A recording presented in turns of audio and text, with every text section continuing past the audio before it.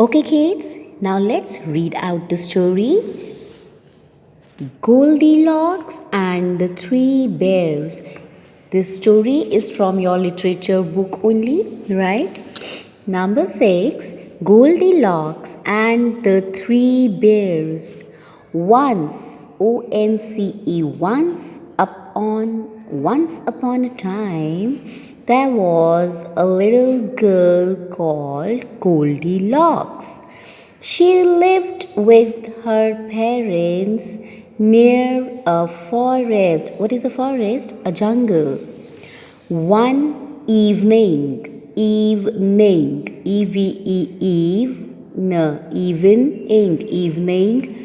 Goldilocks went for a walk. When it was time to return home, she could not find her way back. She had lost her way. Okay, so once upon a time there was a little girl. The name of the girl was Goldilocks. She was living with her parents near a forest. So one evening she went for a walk, but she lost her way to the home while coming back. Okay, now let's see what happens further. Goldilocks began to cry. Then she saw a light shining through through the trees. It was a house. Goldilocks knocked. Knocked. Here, this first K will remain silent, so we will read it as knocked. Knocked on the door. Is anybody at home? She asked. There was no answer. She pushed the door open and went in. She saw three bowls, bowls. We say it like bowls of porridge. What is a porridge? Porridge is a dish that we eat mostly in the breakfast. On the dining table, Goldilocks was hungry. So then when Goldilocks lost her way to home, she started crying. Then suddenly she saw a light in a house. She knocked at the door, but there was nobody at home. So she just pushed the door, went inside, and there she saw three bowls of porridge lying on the dining table. And she was hungry already. So let's see what happens next. She sat on the biggest chair and tasted the porridge from the biggest bowl. Three bowls were there. One was the bigger, and then the smaller, and then the smallest one. Similarly, three chairs were there: biggest chair, the middle chair, and then the smallest chair. So she sat on the biggest chair and she tasted the porridge from the biggest bowl. Then she said, "This chair is too big. This porridge is too hot." This is TOO, so you will read it as too and not two. Too hot, said Goldilocks. Then she sat on the second chair. She tasted the porridge from the second bowl.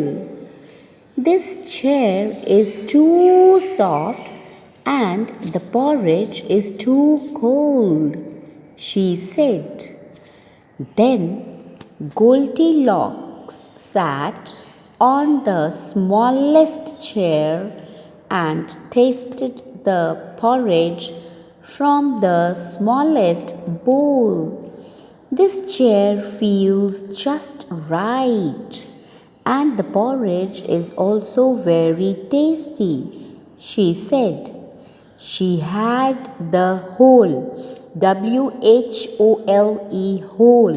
Now here W is silent, so we will not take out its sound, so we will read it as whole bowl of porridge.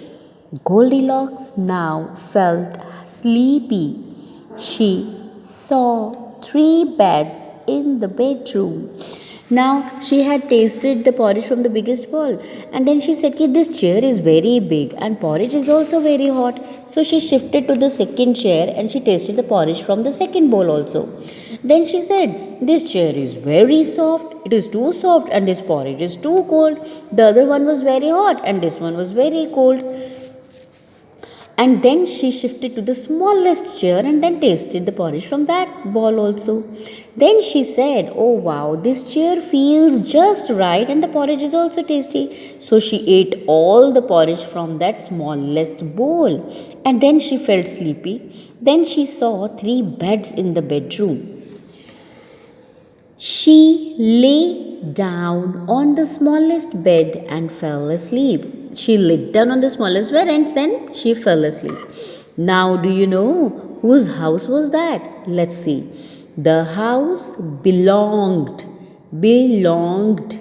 to three bears: a father bear, a mother bear, and a baby bear. They were not at home.